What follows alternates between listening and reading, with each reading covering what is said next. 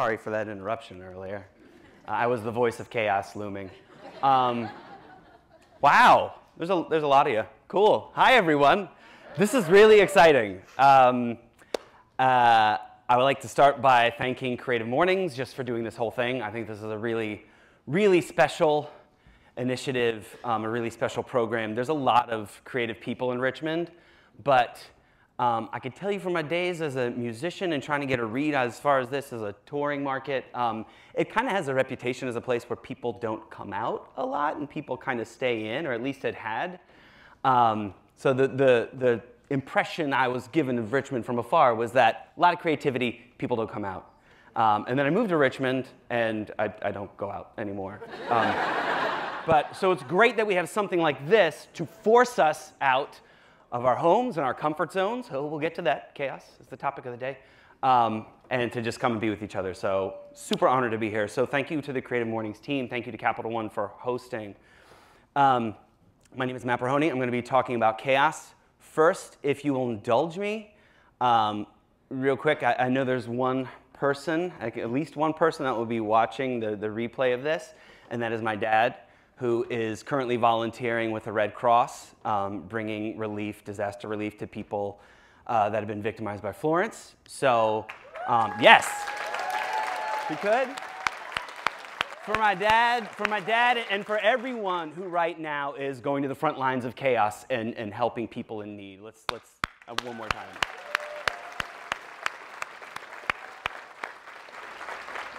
Just a quick note, the only thing my dad probably loves more than his children is the rapt attention of an audience.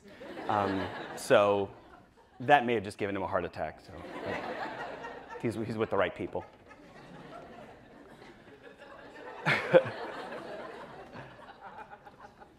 Okay. In 2009, my wife, Kate, gesture to her demurely, waves demurely, and I moved to Richmond from New York City. And all right, New York in the house. Hey, how about this? Is Richmond in the house? All right. Play to the crowd, pandering. And we moved from New York for reasons a lot of people moved from New York. We were getting burnt out by the rat race. We wanted to be closer to family. And we knew we wanted to have kids soon-ish. I mean, we liked the idea of kids, but also we liked, like life and shit. So the first couple years we were here was sort of a prolonged process of kicking a baby down the road, not literally.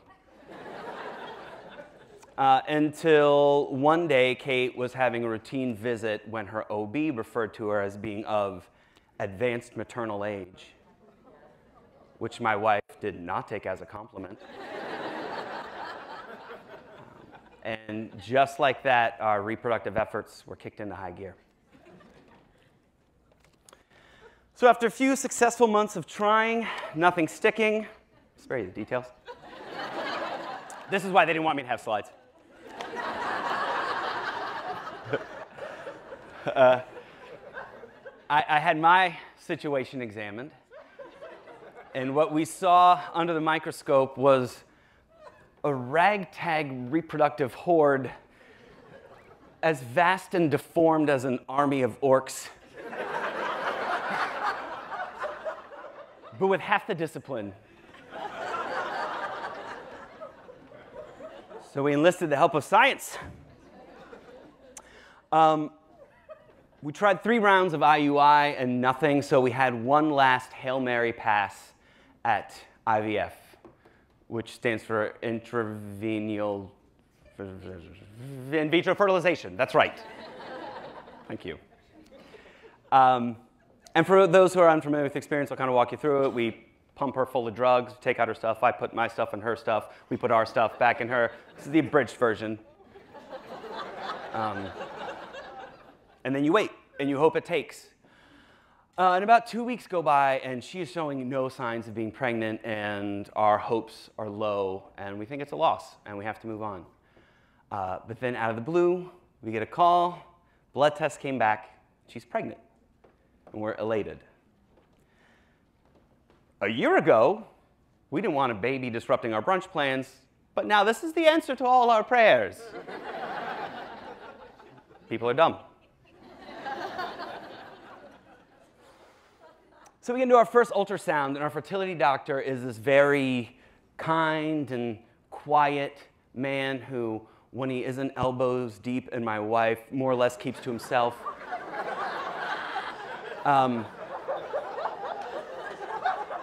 He's doing his thing, and he eventually says, you know, I think the headline today is, there's a second heartbeat in there.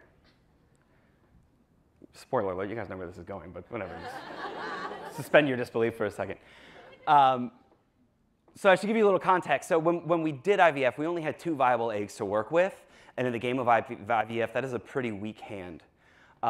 With 1 egg, you have about a 30% chance of having any kids at all. We knew if we put 2 in, that raises our probability to 50 of having a kid. And we're running about a 30% risk of twins. We weighed the option, and although twins seems like more than we felt like we could handle, we figured having 2 kids was better than having none, so let's roll the dice on twins. All to say we had mentally prepared ourselves, and when they found that second heartbeat, we took it in stride. Twins. That's so us. That's quirky.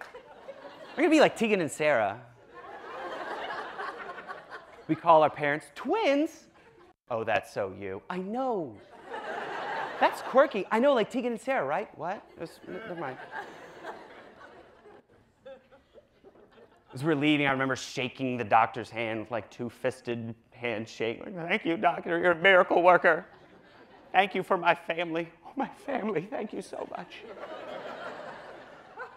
And he's like, okay, I did notice that one of the hearts was smaller than the others. So nothing to be concerned about. There's just one mate trying to eat the other or something. So I want to have you back in next week. Let's stay on top of that. So we come back the following week for the second ultrasound, and doctor again is up there, his magic wand. And he is very quiet for what feels like a very long time. And then he finally says, as I'm sort of like nudging him, like, how's that heart? How's that heart looking, doc?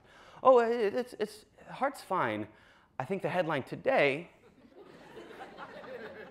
is that there is a 3rd heartbeat in there.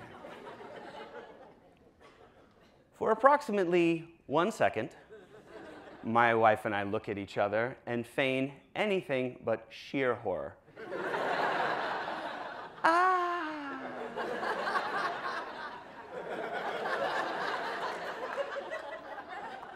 Because we're doing the mental calculations. 3 kids, 2 bedrooms, 3 kids, 2 parents, 3 kids, 2 boobs. 3 kids, 2 incomes. Not even.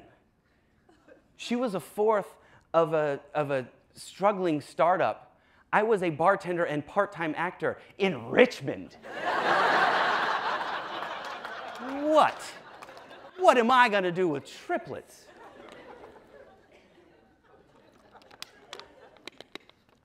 I didn't shake the doctor's hand on the way there.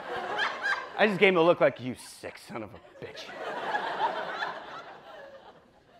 What kind of island of Dr. Moreau shit are you trying to pull? That was a weird reference that I just pulled out of nowhere. I hope someone has seen that movie. I haven't. I hope that reference even makes sense in the context. Kate cried the whole way home. I treated myself to a glass of whiskey at 10 a.m. I bought the first and only pack of cigarettes I've ever purchased in my life, and I was terrible at it. I asked for Lucky Strikes. Apparently, they haven't made those in quite some time. So, just walking around my neighborhood, smoking my not Lucky Strikes in my own personal post-apocalyptic dystopia. I mean, that sounds bad, and I feel ungrateful saying it.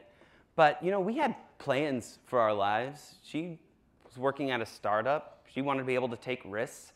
I was trying to open up my own restaurant. I had a business plan and a brand and was looking for funding. Like, we had something planned out, and then a meteor just came and decimated that whole thing in a single instant. It really felt like a cataclysmic event. And over the ensuing months throughout the pregnancy, the mood lightened a little bit, but there's always this sense of impending doom. Nesting for triplets isn't like the standard, what color are we going to paint this wall? Oh, he's going to sleep there. It's like you're preparing for a hurricane. It's more just like, board up the windows and put your head between your knees. Kiss your ass goodbye. But I gotta say, when they finally came, it wasn't that bad. Just kidding, it was a nightmare. I mean, we tried to live a normal life. We wanted to be social and have actual human conversations with people, but it's just impossible. You end up coming off like this pathetic, perpetually panicked animal that has no business in civilized society. You're trying to make light small talk like, oh, oh, they have cold brew there now? That's cool. Is it good? Buddy, buddy, buddy, buddy, buddy, put that down. Buddy, put that down. Buddy, no, that's dangerous. What is he eating? What is he eating? Is this food? Where's third baby? Where's third baby? Where's my third baby?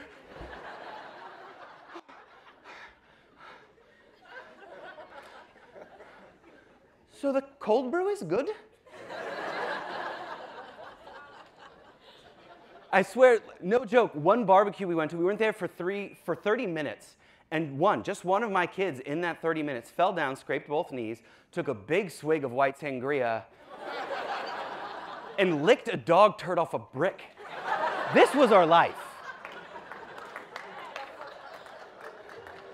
Thank you for applauding my son licking a dog turd off a brick. Let's encourage that. You got that, Finn? Keep it up. But nothing compared to that first year. We subsisted on 90 minutes of non-consecutive sleep a night. Little 15-minute chunks. That's not an exaggeration. We would gladly drive 3.5 hours to her mom's house just so we could take a nap. And you see why they use sleep deprivation as a torture device, because you would give up anything just to close your eyes for a few freaking minutes. And you lose touch with reality. You go insane. One afternoon, Kate was struggling to look up something on her iPhone, and then it dawned on her that her phone was a baby.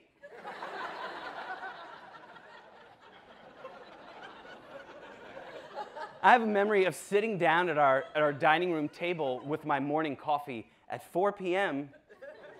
and completely earnestly asking the question, is today yesterday? And the answer was yes. Today was yesterday. Phones were babies. We were through the looking glass. We can laugh at it now, but in that period, every moment of every day felt like chaos, and chaos can take a toll. We had no control. There was no order. There was no dividing up the day. And except for the rare occasions where we had some family visit us, there was no relief. We were on 24/7, and it breaks you down. And I remember a particular low point, just tending to a crying baby, just being so exhausted and out of it, and picking him up, and instead of cuddling him or soothing him to sleep, I just pulled it up to my scrunched up face and just hissed the most disgusting language at him. Stop right now and think of the 5 worst words in the English language. Everyone got it?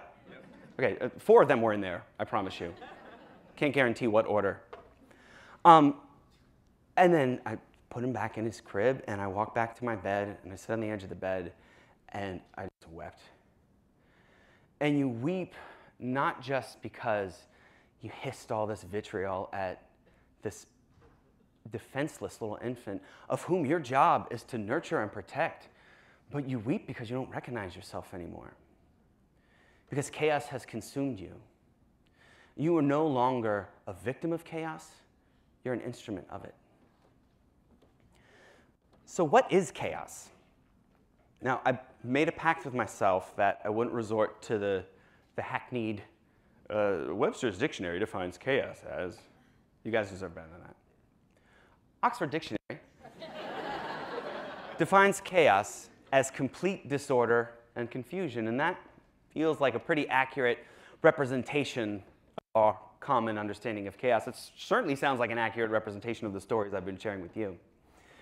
But that's only half the truth, because there's a bias inherent in that definition that protects us from a bigger truth. And if you look at a more scientific understanding of chaos, that bias is exposed. So chaos theory, simplified, is the study of apparently random and unpredictable behavior. And the least assuming word in that phrase is the most important. Apparently random and unpredictable behavior. Apparently. Chaos isn't randomness. Chaos is not the absence of order or logic. Chaos is in the eye of the beholder. And through the study of chaos, we've discovered that systems that we once thought were random were actually driven by an underlying logic. It was just beyond our current comprehension. It just didn't fit with our limited understanding of what the world was at the time, and by learning from that chaos, we expanded our understanding of the world. Note how every vivid description I shared of my interaction with my kids was all from my perspective. And what it doesn't account for is that on the other side of what I perceived as chaos were the intentional actions of three beings who just wanted to be fed, or changed, or held, or soothed, or just wanted to enjoy the simple pleasure of licking shit off a brick.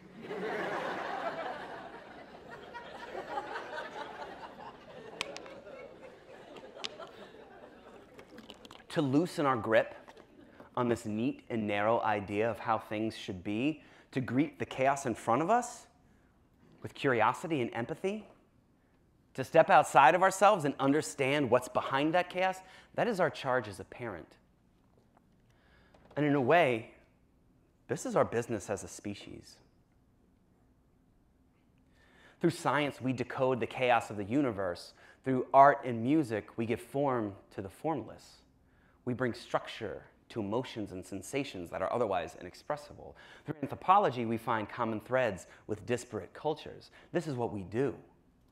Like yeast that consume sugar and fart out CO2 and alcohol, and in turn give us bread and cake and pie and beer and wine and everything that makes life worth living. So do we consume chaos and fart out meaning.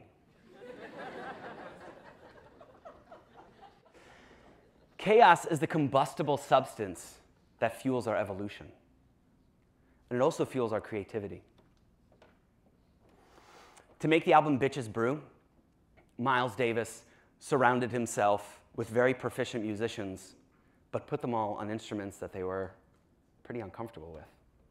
And the history of music and art is rife with examples of this, of introducing a little unpredictability to get a better output. Now, what's interesting is what artists have explored over time and intuitively, science supports empirically. A study of the brain has shown that the introduction of a little controlled chaos actually makes us better problem solvers.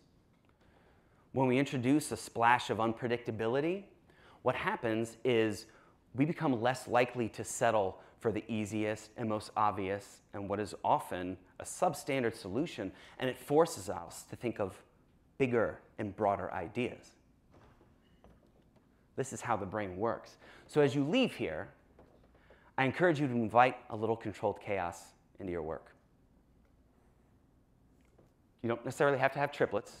I want to make it clear that's not the moral here. That's not what I'm driving at. You don't have to do something drastic, but do something different. Okay? Break up your routine. It could be as simple as going for a walk. Work in a different environment. Broaden your aperture for inspiration. You know, don't just look at what's going on inside your field or your medium. Look outside for inspiration. Bring in outside voices. You know, seek the opinion of non-experts. Maybe even someone that doesn't know anything about what you're working at. Get their reaction to it. If you're a scrappy startup brand firm like Joe Smith, hire a bartender with triplets who wants to make more than $3 an hour plus tips. Take a risk. Relax your urge to have control. Make yourself react to something. Share a half-baked idea and see what the conversation does to it. And I promise you, when you do this, there will be moments where you feel awkward and untethered and unsure of what you're doing, and that is when you know you are doing it right. When you feel like you're losing your way, keep going. You're almost there. When chaos bears down on you, embrace it. Lean into it. And when life hands you a brick covered in shit, lick it. Thank you.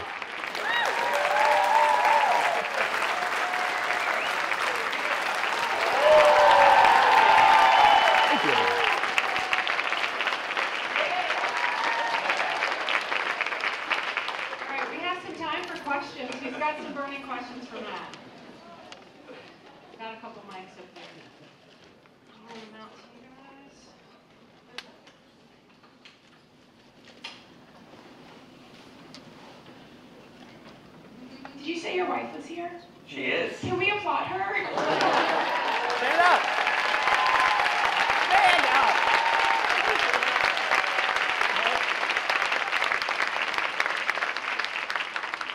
Thank you for that. One, because she deserves it, and two, because she hates that.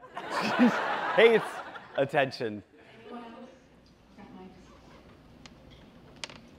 Did you ever start the restaurant? No. No. My great and talented friend Lauren was here, and she designed the logo for it, and the logo to this day says, established 2012. Never established. Nah.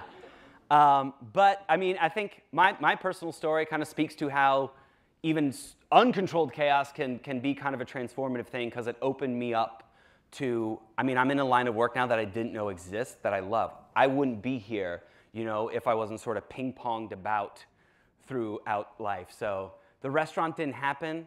I still love restaurants, but I'm happy where I am. How do you take the lessons that you learned from all that chaos to your everyday job and branding and take it to clients? That's great. That's a good question. So I think I'm still so in the swirl. I'm not at a point where I could be like, this is an interesting lesson. You know, it's all still happening in real time. But I'll say one way that it has conditioned me is, like, I'm not scared of nothing. You know, I mean, you know, when you're, especially when you're walking a client through something unexpected. You know, there's always that point of creativity. Strategy gets you so far, and then there's sort of a leap into the void when you reach a solution, and that can be a scary thing. And part of my job is to walk clients through it and to make sure we're all still brave. And that scares me. But I tell you what, it doesn't scare me as much as the time that I heard, "Daddy, come wipe me," from 3 different bathrooms at the exact same time. So I'd say that's probably the biggest thing. It sort of conditioned me to, like, be able to roll the punches a bit.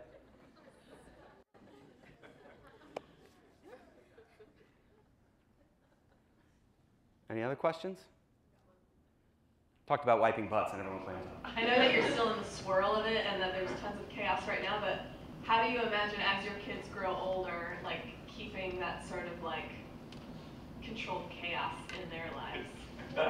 Or maybe they'll yeah. That never occurred to me, and it feels like we have an unlimited source right now. But that's I mean, I think it's very important to us for both our kids and ourselves to constantly expose ourselves to new perspectives and new experiences. So I would say that is one way we want to do it. We don't want to let any of us get too comfortable and let our understanding of the world shrink. So you got to keep opening that aperture and letting a little of that chaos in. Well, do I choose? Who chooses things? Okay. Okay. Okay. I think this kind of piggybacks on that. You had said that you were kind of on 24/7 and it was breaking you down, and you were no longer a victim, and it was more you were being used as an instrument on it. How do you get out of that cycle and the complacency of the chaos around you? You take a nap. I mean, literally, like, part of it was just a biological thing. Like, that first year sucked just because we didn't have sleep, you know? It wasn't so much like an existential. We didn't have time for the existential crisis of it. They came. But it was just because we couldn't sleep. I'll try and answer your question a little bit better. I'm still figuring it out, and I don't have it all figured out. And I sort of posited that our goal as parents is to be able to step out of it and empathize with what's behind the chaos. That is our North Star, and I fail every day, multiple times a day. And I think it's just a constant exercise of pulling yourself out and realizing that, okay, this isn't about you. All your muscles are like, this isn't how it's supposed to go. I have to do this. But the act of being a parent is to step back. It doesn't matter. Let it go and try and make it a teaching moment. Have you ever thought of taking the show on the road? This is the first time I've done it, so right now I'm thinking of it. Yes, thank you.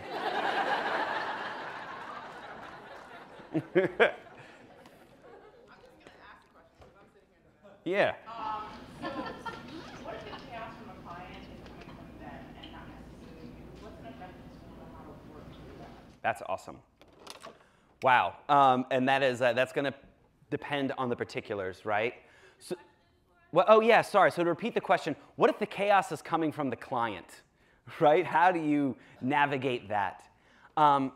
There is productive, controlled chaos, and then there is destructive chaos, right? So there's that little chaos we want to seek out where there's a little unpredictability, opening ourselves up to other perspectives, but it's a bit of a controlled environment.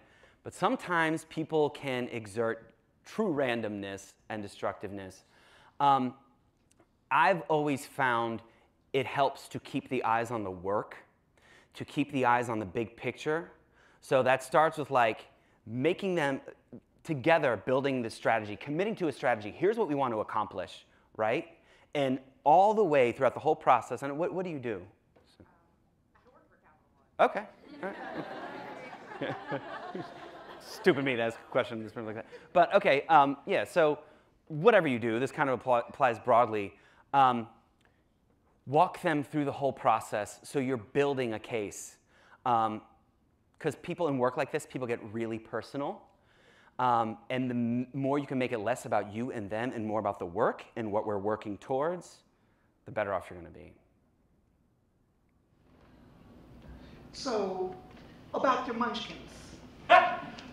There's bad enough to raise 3 singletons at a time. Are these identical triplets, or were you spared that level of chaos? 2 identicals, 1 fraternal. Yeah. Interesting dynamic. And they're all completely different personalities. I mean, there's a little bit of hive mind for sure, but from the jump, they've all exhibited different personalities. So that aspect has been a complete trip. And by the way, they're 5 years old now and they started kindergarten. It's better storytelling if it's all the, oh, well, it was me, it was crazy, but there's part of me that just wants to show you slideshows of pictures and be like, aren't they cute? I can't. I don't have a slideshow. Hi, I'm Carl. I'm an experience designer at ISC at Olson. So historically, chaos has brought about many great things in human history. How can we benefit from chaos in this community? In this community, define a little bit more what you mean by this community. In Richmond? In Richmond. Huh. How can we benefit from chaos? I think a big part of it is getting out of our bubbles. Richmond, unlike much like a lot of cities this size and a lot of cities in the United States in general, is very divided and people just find their own little niche. And I think as individuals and as communities, we need to keep inviting outside voices in so that the inside becomes the outside. I think that's the kind of controlled and very productive chaos that we are all missing. Thank you. Cool. Thank you.